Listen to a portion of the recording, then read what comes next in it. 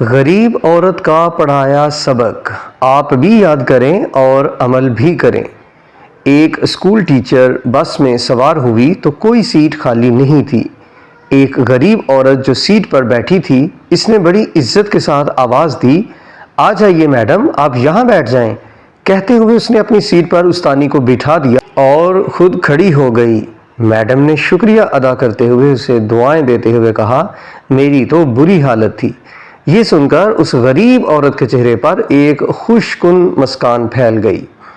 کچھ دیر بعد استانی کی پاس والی سیٹ خالی ہو گئی، لیکن اس عورت نے ایک اور عورت کو جو ایک چھوٹے بچے کے ساتھ سفر کر رہی تھی اور مشکل سے بچے کو اٹھا پا رہی تھی، سیٹ پر بٹھا دیا۔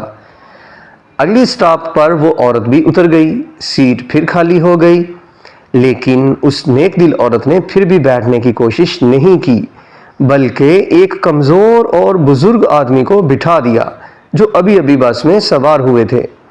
کچھ دیر کے بعد وہ بزرگ بھی اتر گئے، سیٹ پھر سے خالی ہو گئی، بس میں چند مسافر ہی رہ گئے تھے۔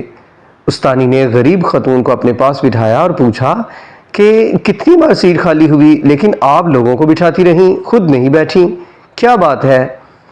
اس خاتون نے جواب دیا، میڈم میں مزدور ہوں، میرے پاس اتنے پیسے نہیں ہیں کہ میں کچھ صدقہ خیرات کر سکوں، تو میں یہ کرتی ہوں کہ کبھی سڑک پر پڑے پتھروں کو اٹھا کر ایک طرف رکھ دیتی ہوں، کبھی کسی پیاسے کو پانی پلا دیتی ہوں، کبھی بس میں کسی کے لیے سیٹ چھوڑ دیتی ہوں، پھر جب سامنے والا مجھے دعائیں دیتا ہے تو میں اپنی غربت بھول جاتی ہوں، میری دن بھر کی تھکن دور ہو جاتی ہے، اور تو اور جب میں روٹی کھانے کے لیے کسی سڑک کنارے بیٹھتی ہوں، کچھ پرندے میرے قریب آ کر بیٹھ جاتے ہیں، میں روٹی کے چھوٹے چھوٹے ٹکڑے کر کے ان کے سامنے ڈال دیتی ہوں، جب وہ خوشی سے چلاتے ہیں تو خدا کی اس مخلوق کو خوش دیکھ کر میرا پیٹ بھر جاتا ہے، سوچتی ہوں روپے پیسے نہ سہی، مفت میں دعائیں تو مل ہی جاتی ہیں، یہ فائدہ ہی ہے نا، اور ہمیں دنیا سے کیا لے کر جانا ہے؟